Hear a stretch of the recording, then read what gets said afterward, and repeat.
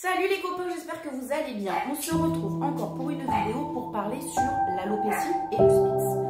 Je me rends compte de beaucoup de choses. Donc on a beaucoup de chiens qui arrivent, qui sont effectivement en chute de poil. Je vais parler ça comme ça parce que l'alopécie est une conséquence et ça veut dire perte de poil.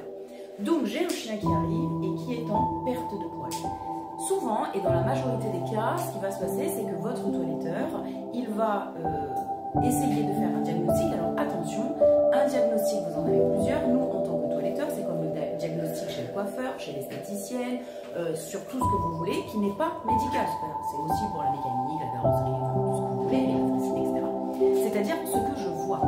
Aujourd'hui, ce que je vois, c'est un chien qui est en chute de poil. Donc, dans notre terme, alopécie. Ça veut dire que sa fourrure est bloquée en effluvium. Ça veut dire quoi, encore une fois? Ça veut dire qu'il est bloqué en chute de poil et que la phase anagène, la phase de repousse, n'est pas suffisante, en fait, ne se produit pas.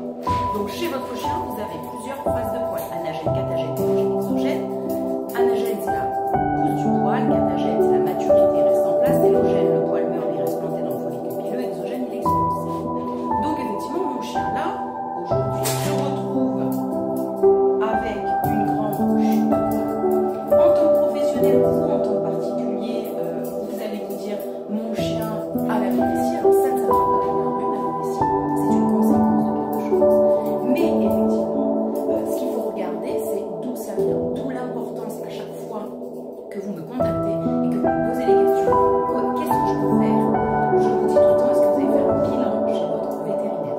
Parce qu'en fait, vu que l'alopécie est une conséquence, on peut avoir un problème de thyroïde, on peut avoir un bilan sanguin qui n'est pas bon, avec des résultats qui ne sont pas corrects. Et ce qui fait que derrière, il y a une conséquence sur votre fourrure, c'est que la fourrure est le résultat de l'état de santé global de votre animal. Si votre chien n'est pas en santé, il ne pourra pas avoir une fourrure qui reflète une bonne santé. Il aura une fourrure qui reflète son état de santé actuel.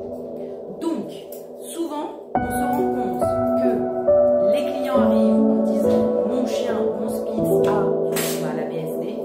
Pour la majorité, ce n'est pas le cas. Et lorsqu'effectivement on demande un renfort vétérinaire, ce qui est complètement logique